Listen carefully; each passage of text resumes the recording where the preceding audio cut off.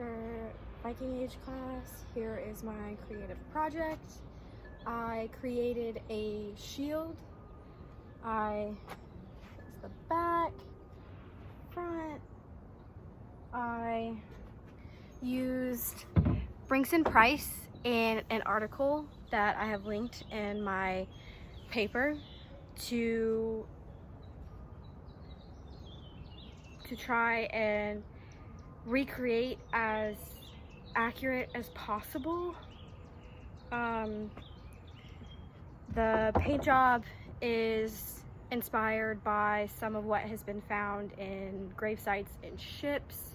They used paint to kind of portray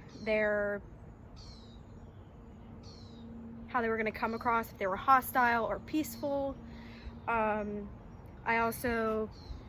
I included these runes. This is the one of the god Tyr. It's for war and protection. And then this one is the elk, which is also for luck and protection and stuff like that. For the back, we just put a plank of wood as a handle. Later on, I might wrap some fabric around it and then add a strap to put it on your back. Basically, you know, shields, piece of wood. They were historically made out of planks of wood that were pieced together, and they would cut a circle in the middle so you had room for your hand, and then they would put some type of metal boss on the front that would protect your hand from hits from swords and spears and axes. I used just something of a circular piece of wood that I found. We just carved a hole in it and put a handle on it. It's pretty solid. It's about 24 inches, 24 inches in diameter. And then we cut a 6.5, 7-inch hole in the middle, which was pretty difficult. A couple of my biggest problems, obviously, with Corona going around, there's not a lot of opportunities to go out or go places because places are closed. And where I live, there's a safety protection order where we're supposed to stay at home and only go out for grocery shopping. So I had to find stuff that I already had, that my dad had, that I could use to try and put together a shield. The boss was really the toughest part for me, trying to find something that was similar in shape to what they looked like, which is very difficult. One mistake I did made was I cut the hole in the middle before I found something that would fit. So I was trying to run around and find something that did fit, which was not the best idea that I had. I struggled with trying to find anything to cut stuff. Luckily, I had somebody that had power tools that could help me.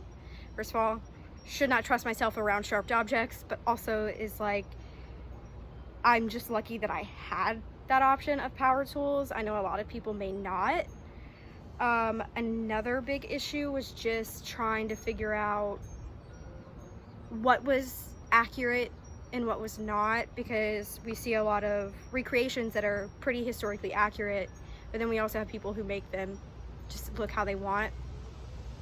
But I took the liberty of painting it to something that I like. Obviously, this 2 square color was inspired by pictures that I've seen of Viking shields, or that have been written about, that they say this is what they looked like.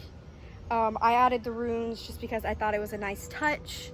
They are pretty big, obviously, in Norse paganism and Viking culture, and especially I wanted to use ones for war and protection because obviously shields were used in battle, and obviously you want to be protected because they were a big part of why a lot of people weren't as seriously hurt as they could have been, or that they survived in general. This isn't as great as it could have been, you know, with the deadline being cut shorter because of school being solely online and just not having what I had when I was at school. So I'm pretty happy with how it turned out, but I definitely think that in the future I want to build another one, recreate it, make it look better, even more historically accurate than it does now. I want to try and hit it on the mark.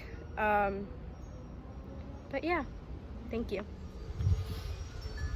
Want to add some in the front, how thick it is, and what the back looks like right now. I am going to include some pictures at the end of the video to show you my process of how I got from the piece of wood to whatever.